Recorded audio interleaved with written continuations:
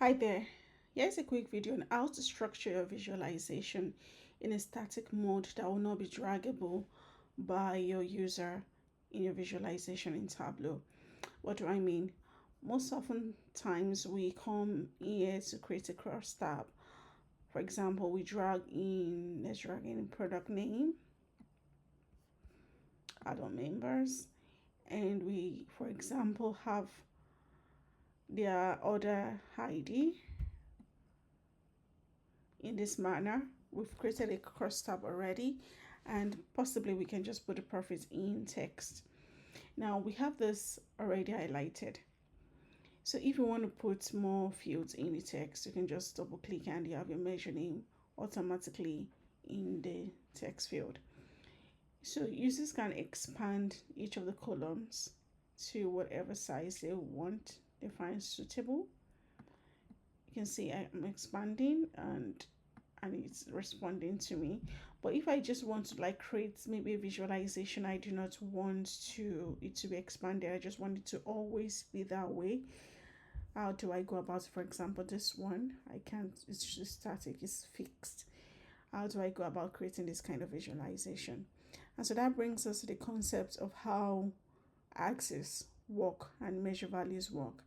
So in this visualization, we created the product name. So I'll do likewise product name and order ID.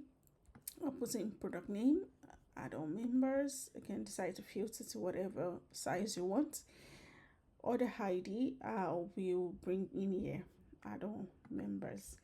So again, I've succeeded in creating the first visualization.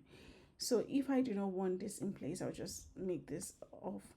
And I'm going to put into this place a random number 0, and double click 0, as much rows as I want. Let me put it in maybe three static rows. Now I have the zeros in there. What this does is just to create a measure parameter that is temporarily created. It's not in this tab because I don't want to use for any calculation. I just want to use for this visualization. So it has structured this thing. So it's activated an axis because it's a continuous variable. So because it's a continuous variable, an axis has been activated, and each of this panel has their own unique color, label, sizes for each of them, just like the way you treat measure values. So I can manipulate or maneuver whatever measure I want. So creating this alone activates axis, and with the axis I can decide to do as much as I want to. Now once I come in here, this has only axis, this has axis, and this has axis, and I can expand as I want to. So first of all, let's drop into this first pane, product name in the label. That's what I want. Okay, I've dropped it in there. I'll drop in order ID in the second column. You can see that it's not reflecting yet. I'll drop discount in here. This is because there is no value or no field in the rows to expand each of these values I've dropped in there. It's not as though those values are not there, but they are not spread out, and I need a row in the a field in the row mark to expand it. So I'll just put product name and you'll see everything coming out. So it's not compressed. All right, so most times we just make sure that we have this hidden at the end of the day. Let me see if I show. Okay, it's hidden, and I still have everything spread out. Now that has been implemented. I have my order ID. My order ID is in this one. Okay, and the other one is still, so basically I will have to manipulate the color of this one. Okay, it's in the text and it should show. So let's just continue basically. So I will now come in here to edit the axis because right now it's on 0. So I'm going to make sure that I have a custom axis that spreads it out to whatever range I want to. I will put in 9 saying invalid temporarily. So 9 has expanded this particular axis. You can see it has created more space, but because this is in 0, it's starting from 0 in here. Okay, so it's going to increase as much as I increase the axis. The same thing with this one. Let's edit the axis, although the other ID is not reflecting yet. I'll put in 9 as well, and there we have it.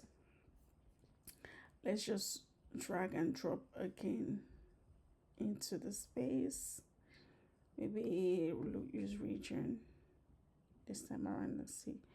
Okay, now we have region.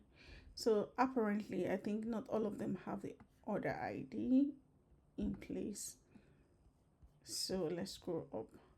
Yeah, that's the reason, because some are blank, do not have order ID, so it's not displaying.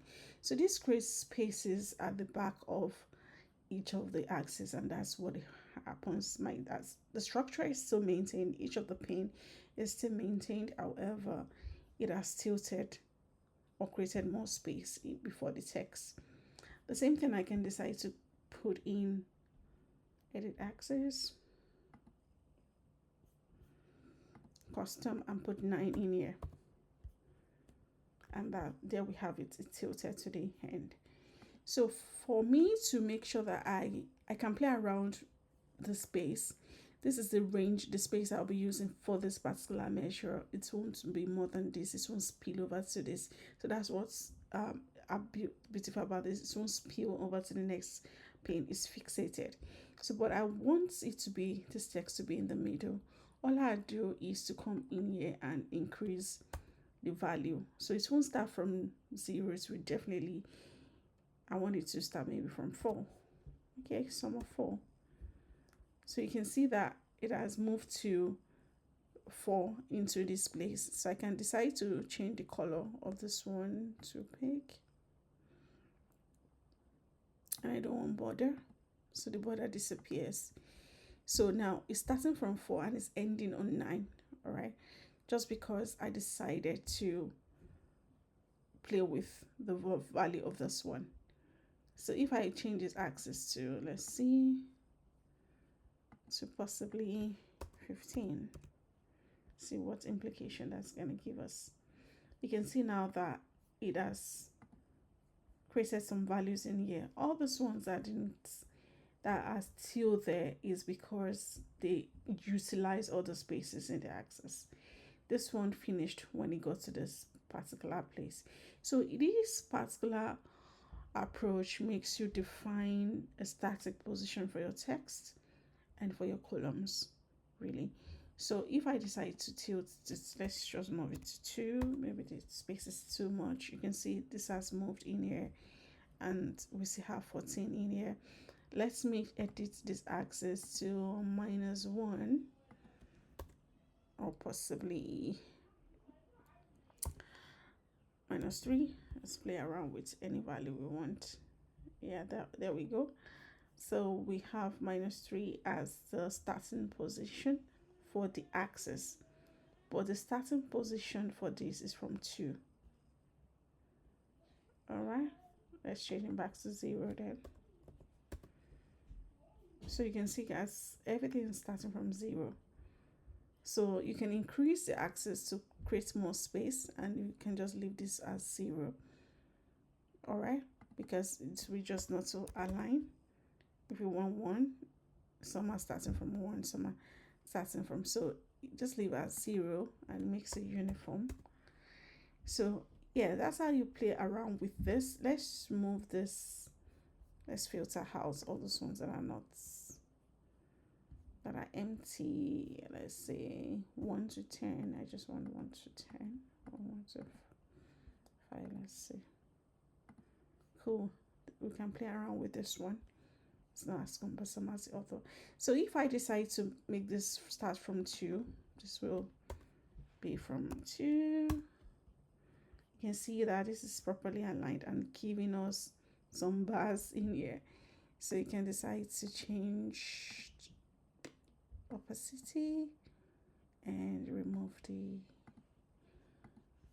So this one is well defined compared to this one because it's the first column. And here you have it. It's always going to be this.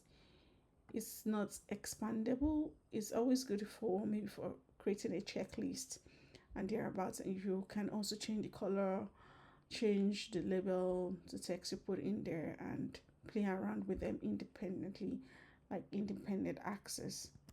And you can also decide to hide each of the filters. Thanks for watching. Bye bye.